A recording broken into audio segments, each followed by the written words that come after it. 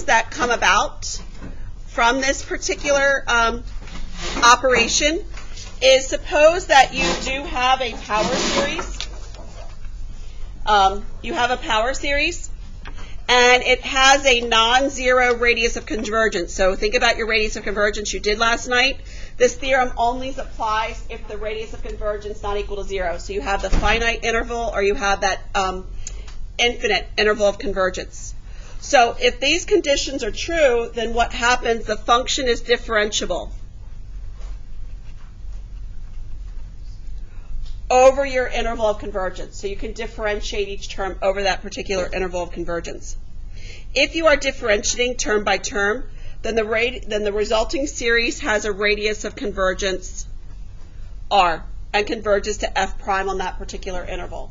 So what that means is that the radius of convergence for function f is the same radius of convergence for f prime. That's what that particular theorem means. So when this has an important information about your differentiability or functions, according to the theorem, the power series for f has the same radius of convergence as the power series for f prime. And we conclude that f prime is applied to f prime as well. So in other words, that not only applies for f prime, but the second derivative, the third derivative, fourth derivative. They'll all have the same radius of convergence. All right? So like I just mentioned, you can repeat this process for all successive derivatives. So again, f prime, f double prime, third, fourth, fifth derivative, they all have the same interval and radius of convergence. So if a function can be represented by a power series in a finite interval, then f has derivatives of all orders on that particular interval of convergence. So this is where I got my other classes did not feel the wow factor, but I feel like you're going to feel the wow factor like I do. So we all know the derivative of sine x is cosine x. We've known that since the beginning when we started this year. But you can also prove this by looking at the Maclaurin series. So we know that the Maclaurin series for sine x, what do I start with for sine 1 or x? For your Maclaurin series for sine, we start with n, x. So x minus x to the third over 3 factorial plus x to the fifth over 5 factorial plus your general term, which is your negative 1 to the nth, x to the 2n plus 1, all over 2n plus 1 factorial. So then what I can do is I can actually take the derivative of this Maclaurin series for sine x term by term. And what's the derivative of x? The derivative of x is 1. Derivative of x to the third over 3 factorial using your power rule, that's going to be minus 3x squared over 3 factorial. Plus, take the derivative of x to the fifth over 5 factorial, that's going to be 5x to the fourth over 5 factorial. Plus, now you want to take the derivative of the general term as well. Remember, you're taking the derivative with respect to x. So you're going to treat this negative 1 as obviously a constant. This 2n plus 1 you treat as a constant. So I have negative 1 to the nth. Again, I'm going to take the derivative of x to the 2n plus 1, so I have 2n plus 1 times x raised to the 2n plus 1, and I have to subtract 1 from that power, all over 2n plus 1 factorial. Remember, 2n plus 1 factorial I can rewrite as 2n plus 1 times 2n factorial. See? I knew somebody, you're feeling the excitement, aren't you, Jake? So then the derivative of sine x, when I simplify, again I have the 1. What does 3x squared over 3 factorial simplify to? Remember, 3 factorial is the same as 3 times 2 factorial. So I can cross out the 3's. So I'm left with an x squared over 2 factorial. Plus 5 factorial, remember, can be written as 5 times 4 factorial, so the 5's are going to cancel out. So I'm left with x to the fourth over 4 factorial. Plus, I have my negative 1 to the nth for the general term. The 2n plus 1's are going to cancel out. The power for x, because I subtracted 1 from the exponent, is going to give me an x to the 2n. all over 2n factorial plus it's your series. This should look very familiar to you. That's the cosine of x, exactly. Wow. I am wow. Mm-hmm. See, thank you for feeling that wow Yeah, factor. Matt. I think it's pretty cool. All right, so any questions on how you can take the derivative of a Maclaurin series? All right, let's take a look at inverse tangent. Now, inverse tangent is one of those special series I also asked you to put on your file folder. And remember, I mentioned that the inverse tangent's Maclaurin series is exactly the same as sine, except you don't have the factorials exactly. We know, or hopefully we remember, that the derivative of inverse tangent is 1 over 1 plus x squared. So remember, generating Maclaurin series by hand can be very time consuming. But if we know what the Maclaurin series for inverse tangent is, and we take the derivative of inverse tangent term by term, that's going to give us the Maclaurin series for 1 over 1 plus x squared. So not only can you look at doing substitution to find Maclaurin series, but you can also look at differentiation and integration as well.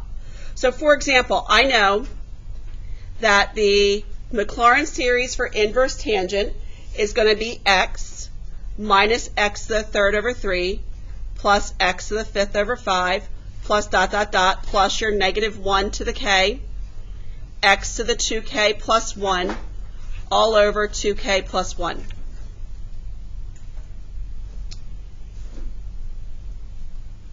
So then if I want to take the derivative of my inverse tangent of x Maclaurin series, I'm going to do that term by term. So the derivative of x is going to be what? The derivative of x is just a 1. Minus the derivative of x to the third over 3 is 3x squared over 3. Plus 5x to the fourth over 5 plus dot dot dot plus. So now when I take the derivative of the general term, remember we're taking the derivative with respect to x, so that's going to be a negative 1 to the k times 2k plus 1 using that power rule, x raised to the 2k plus 1 minus 1, all over 2k plus 1.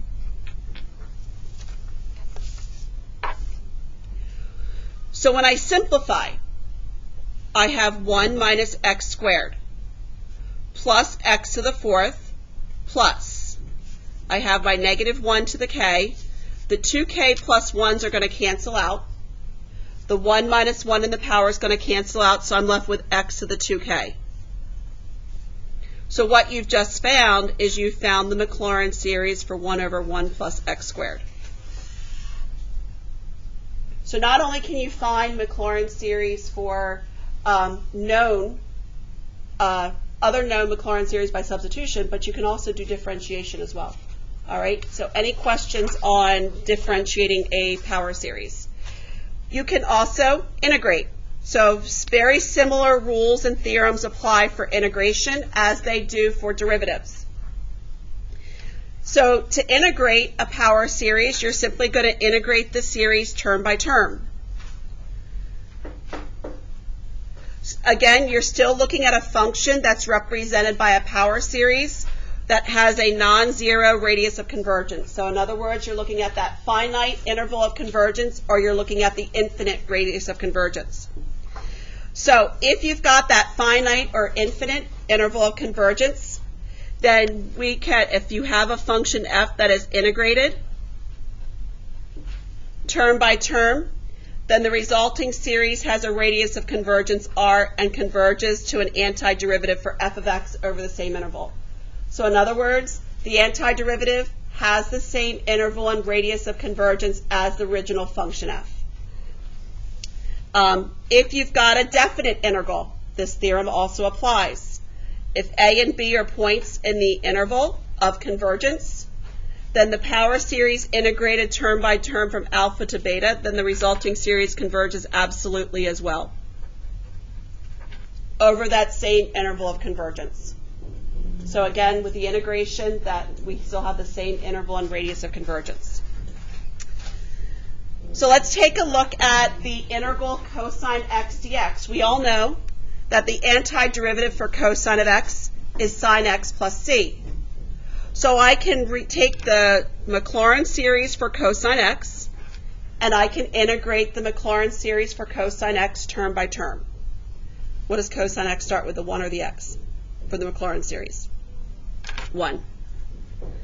So I have 1 minus x squared over 2 factorial plus x to the 4th over 4 factorial minus x to the 6th over 6 factorial plus dot dot dot plus your general term, negative 1 to the nth, x to the 2n, all over 2n factorial.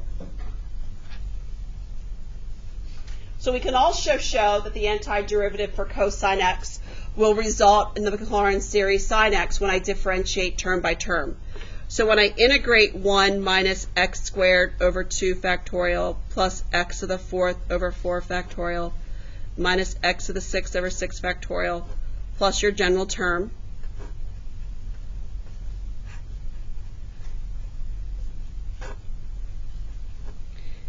it's going to be equal to. So what is the antiderivative of 1? The antiderivative of 1 is just going to be a what? X. Minus. Using my power rule for integration, I'm going to add 1 to the power, so that's going to give me an x to the 3rd, divided by this power, so that's going to give me 3 times 2 factorial. Plus, integrate x to the 4th over 4 factorial, that's going to give me x to the 5th over 5 times 4 factorial. Minus x to the 7th over 7 times 6 factorial. Plus, again, you're integrating with respect to x, so I have the negative 1 to the nth that I treat as a constant. So I have x raised to the 2n plus 1 all over 2n plus 1 times 2n factorial.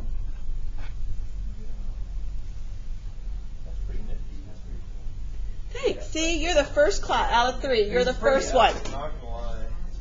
So x minus.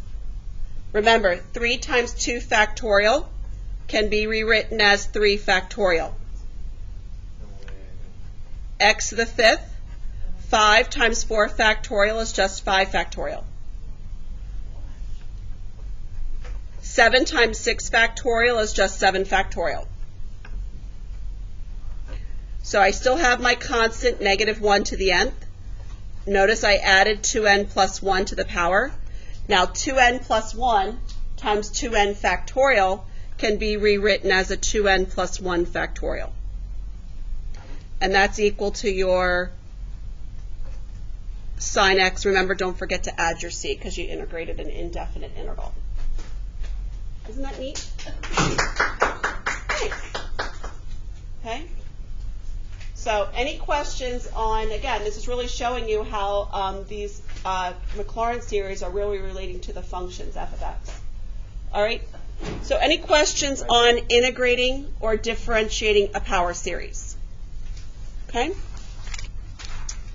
So let's take a look at your integral of 1 over 1 plus x. So again, when you take a look at the antiderivative of 1 over 1 plus x, now on your green sheet, on your foldable, I had you do the geometric Maclaurin series. Remember, 1 over 1 minus x is your Maclaurin series for the geometric. How, by knowing the Maclaurin series for 1 over 1 minus x, how is that going to help me generate the Maclaurin series for 1 over 1 plus x? I simply am going to do what? Plug in what? I'm going to plug in a negative x. So again, I know my Maclaurin series for 1 over 1 minus x. It's 1 plus x squared plus x to the 3rd plus x to the 4th plus dot dot dot plus x to the nth. So as we did earlier back in section 9.7, I can rewrite this denominator as 1 over 1 minus negative x, which would be equivalent to that 1 plus x in the denominator. So I can do a substitution. I can take out x in this Maclaurin series and replace it with a negative x. So I have 1 plus negative x to the 2nd power plus negative x to the 3rd power plus negative x to the 4th power plus dot dot dot plus negative x to the nth.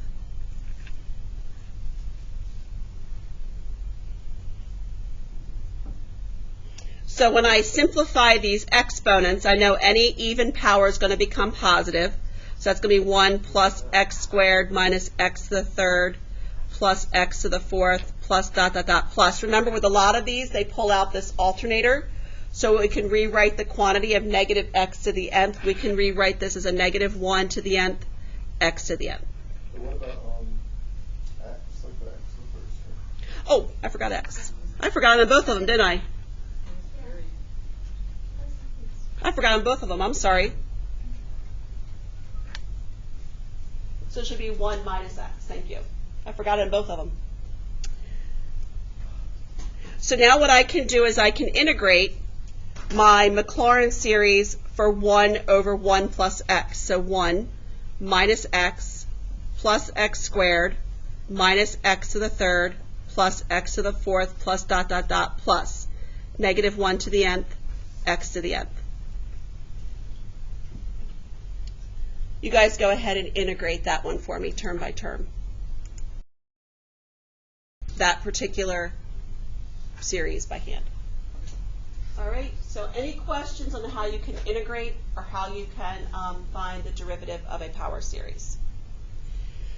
So really the rest of the 9-10 is really how you can model or come up with other Maclaurin series.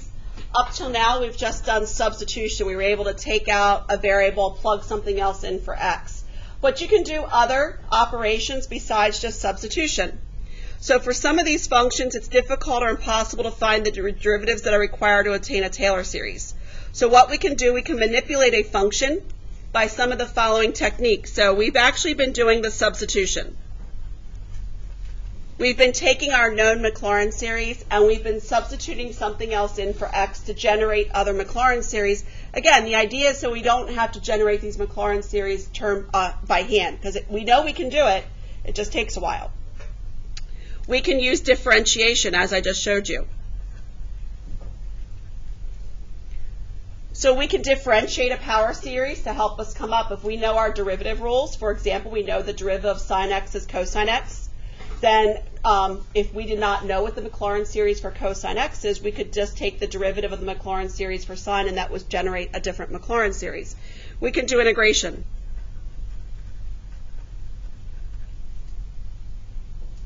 We can also do other algebraic manipulation. So what I mean by that is we can do addition, subtraction, multiplication, division on Maclaurin series to help us generate a more complicated Maclaurin series. It all goes back to the basics. These basics are the ones that come up the most. So by knowing these will help us generate other Maclaurin series.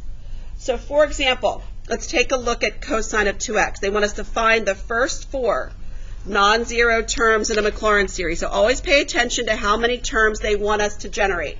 They want 4.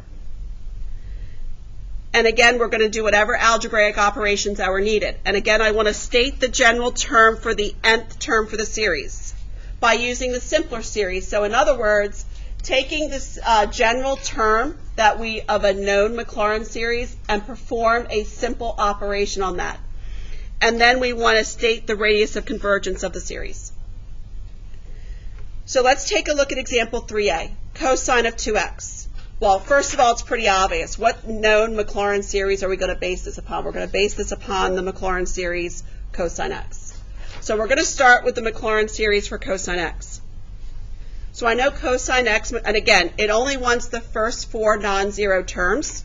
So I'm going to write this as 1 minus x squared over 2 factorial, plus x to the 4th over 4 factorial, minus x to the 6th over 6 factorial. And again, I'm going to take it out to my general term, the negative 1 to the nth, x to the 2n, all over 2n factorial.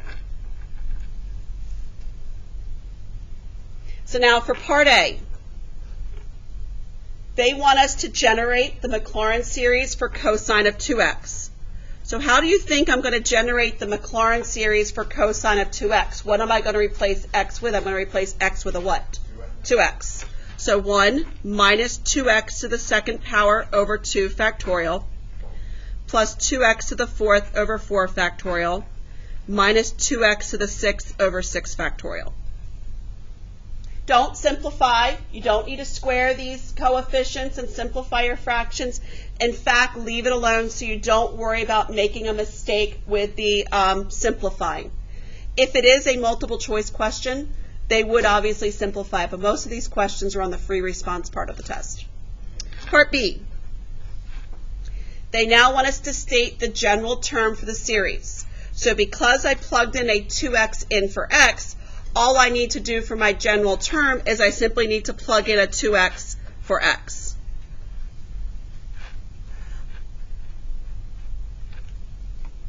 Okay? So that's what they mean by taking it and using your simpler series and do that basic operation on the general series, the general term as well. So any questions so far? Now for part C, the radius of convergence. Last night for homework, you had lots of practice finding radius of convergence. So you could do the ratio test for absolute convergence and find it, or if you remember back to page 14 in your notes, I gave you the interval of convergence of those four common series. Remember, e to the x, sine x, cosine x, all has an interval of convergence of all real numbers or a radius of convergence of infinity. So if you remember that the cosine of x has a radius of convergence of all real numbers. So cosine of x has a radius of convergence of infinity.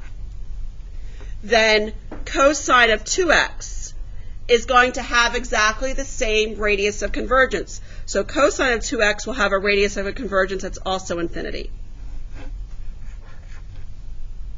So by knowing these common radius of convergence, it's going to save you time. All right, but if you forgot, you'd have to do the ratio test and you'd have to find that the radius of convergence was infinity. So any questions on A? So we've done substitution. Let's take a look at B. So now here is where you have an algebraic manipulation. Notice I've got x squared times e to the x.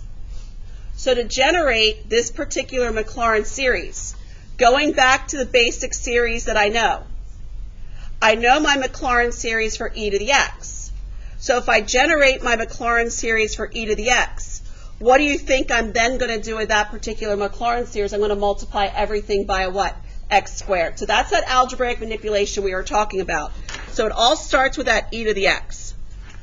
So e to the x, the Maclaurin series is 1 plus x squared over 2 factorial. And again, we're only taking it out to the first three non-zero terms. Excuse me. And then plus x to the third over 3 factorial. So there's my first four non-zero terms. So then for part A, I'm going to find my Maclaurin series for x squared times e to the x. I'm just going to take my Maclaurin series for e to the x and multiply every term by an x squared.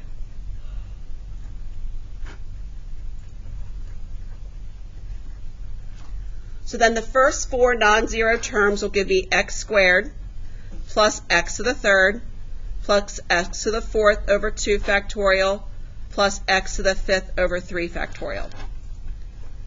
So there's the first four non-zero terms for that particular Maclaurin series, x squared e to the x.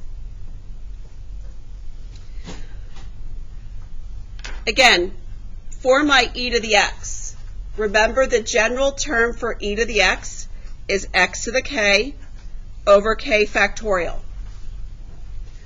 So then to find my general term for x squared e to the x, I'm simply going to take my general term and multiply by x squared. So x squared times x to the k all over k factorial. You could also write this as x raised to the 2 plus k all over k factorial.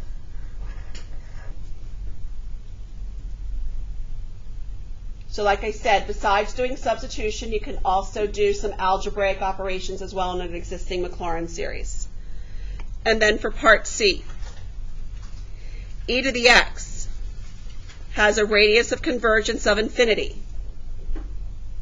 Again, go back to page 14 in your notes, or you can use that ratio test for absolute convergence to verify it. So therefore, the radius of convergence for x squared e to the x is also going to be infinity.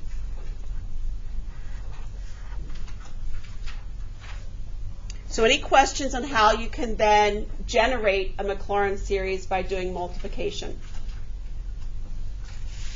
Let's take a look at. Sometimes you may have to do a combination. You may do substitution and or some type of algebraic manipulation.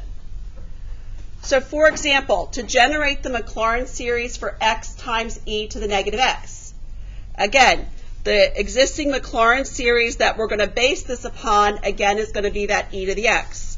So 1 plus x squared over 2 factorial plus x to the third over 3 factorial plus dot dot dot plus your x to the k all over k factorial. Now, what do you think the first thing we're going to have to do? This is going to be a two-step process. What's the first thing we're going to have to do? Replace what? Replace x with negative x. And then what are we going to do with that particular Maclaurin series? We're going to multiply everything by x. So again, the first thing I'm going to do is I'm going to generate my Maclaurin series for e to the negative x. So I'm going to replace x with a negative x. So I have 1 plus negative x to the second over 2 factorial plus negative x to the third over 3 factorial plus dot dot dot plus your negative x to the k all over k factorial. So now I'm ready to start generating the Maclaurin series for x times e to the negative x. And again, I'm only generating the first 4 terms. So x times e to the negative x. So I'm going to take this Maclaurin series for e to the negative x, and I'm going to multiply everything by an x.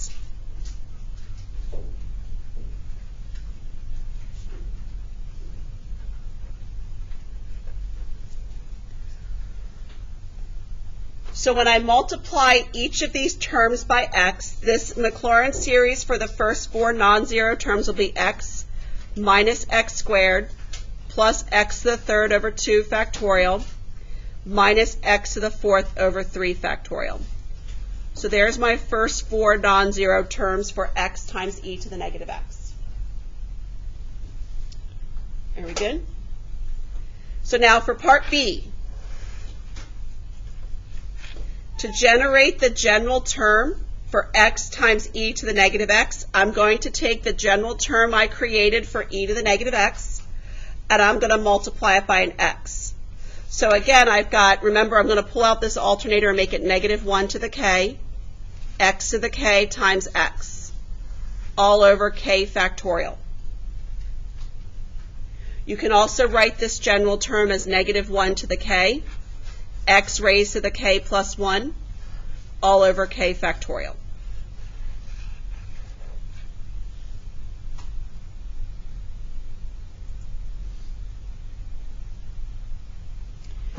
And then finally for part C, the radius of convergence. The radius of convergence, I know for e to the x is infinity. So the radius of convergence for x times e to the negative x is also going to be infinity.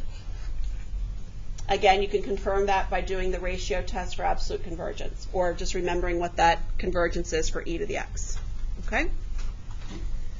What about for D? What do you think you're going to do in part D? Substitution. You guys go ahead and do that. A, the directions are only asking you to find the first 4 non-zero terms of the Maclaurin series. We don't have to worry about the general term or worry about finding the radius of convergence. Now, the problem is in 4A, we have a Maclaurin series for cosine of x, cosine to the first. We do not have a Maclaurin series for cosine squared, nor would we want to take the Maclaurin series for cosine of x, multiply it by itself, and then use your distributive property to generate those first 4 terms. That would not be pretty. So the question is there a way, or is there a trig identity out there that I could replace cosine squared with so I could create a cosine to the first power? So back to chapter 7. We used, when we were having to do those integration of higher power sine and cosine, we spent time talking about the double angle formula. Because remember, the double angle formula for sine and cosine is a way that we could take a sine or a cosine raised to the second power and break it down to a sine or cosine to the first power. So do you remember what the double angle formula for cosine squared x is equal to? Good review. Anybody remember what it is? 1 plus cosine of 2x all over 2. Good thing we're going over this again. If I was asking you for the sine squared double angle formula, do you remember what it would now be? 1 minus cosine. Right, remember? Okay, there you go. So you do remember that they're the same except as a subtraction sign. Another way you can write cosine, this double angle formula, be 1/2 times 1 plus cosine of 2x. So how is this going to help me generating the Maclaurin series for cosine squared x? Well, you agree with me that generating a Maclaurin series for cosine of 2x isn't too bad because I can just substitute 2x into my Maclaurin series for cosine of x, correct? To come up with the Maclaurin series then for 1 plus cosine of 2x, what would I simply just do with that Maclaurin series that I generated for cosine of 2x? I'd simply do what? Add a 1. Then, to multiply the entire thing by 1/2. So that's how you can then use some other algebraic manipulations to come up with this particular Maclaurin series for cosine squared, so cosine of x. We know, again, we only want the first 4 non-zero terms. So for cosine of x, I'm going to start with a 1 minus x squared over 2 factorial plus x to the 4th over 4 factorial minus x to the 6th over 6 factorial. So now, my first step is I want to generate the Maclaurin series for cosine of 2x. So I'm simply going to take out an x and replace it with a 2x. So 1 minus 2x to the 2nd over 2 factorial plus 2x to the 4th over 4 factorial minus 2x to the 6th over 6 factorial.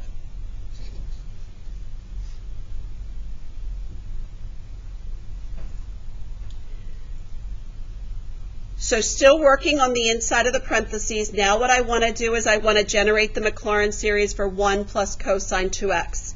So all I'm going to do is I'm going to add 1 to the Maclaurin series for cosine of 2x. So here's my Maclaurin series for cosine of 2x. All I'm going to do is I'm going to add 1 to it.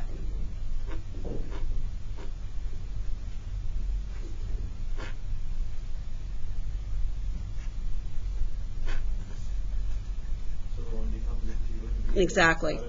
Yep. Remember, 1 plus 1 are like terms. That counts as one term, so you want to add them together.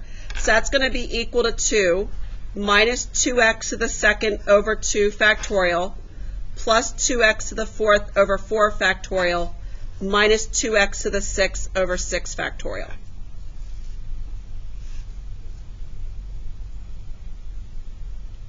Now that I've generated the Maclaurin series for that 1 plus cosine 2x, my final step is going to be to take this entire Maclaurin series and multiply everything by 1/2. So 1/2 times 1 plus cosine of 2x is going to be equal to 1/2 times 2 minus 2x to the 2nd over 2 factorial plus 2x to the 4th over 4 factorial minus 2x to the 6th over 6 factorial. It's okay to leave that 1/2 factored out and express your answer just like that. Okay? That's much easier than taking the Maclaurin series for cosine of x, multiplying it by cosine of x, and then FOILing and using your distributive property. We will get into multiplying and dividing Maclaurin series next class, but they're much more labor intensive. Okay, so any questions on how you can use a trig identity substitution? Another type is when you may have logs. So let's take a look at the natural log of 1 minus x divided by 1 plus x. Remember, on your green sheet, I gave you the Maclaurin series for natural log of 1 plus x. So again, the issue is you have a quotient. You really would not want to have to do these derivatives over and over again in order to find this Maclaurin series by hand. So what I can do is I can use my properties of logarithms. And again, you've got that quotient and product property of logs. Remember, I can break this quotient up and rewrite this as what? Natural log of 1 minus x what? Minus what? Natural log of 1 plus x. Don't forget about those rules of logarithms. So what I actually want to do is I want to find the first 4 non-zero terms for this particular Maclaurin series. So on my sheet, the natural log of 1 plus x has the Maclaurin series of x minus x squared over 2 plus x to the third over 3 minus x to the 4 over 4. Now, I want you to be aware of something. When you end up subtracting terms in a Maclaurin series, it's always a good idea to take it out 1 or 2 additional terms because you may see some terms cancel out versus going back and have to add them on the end.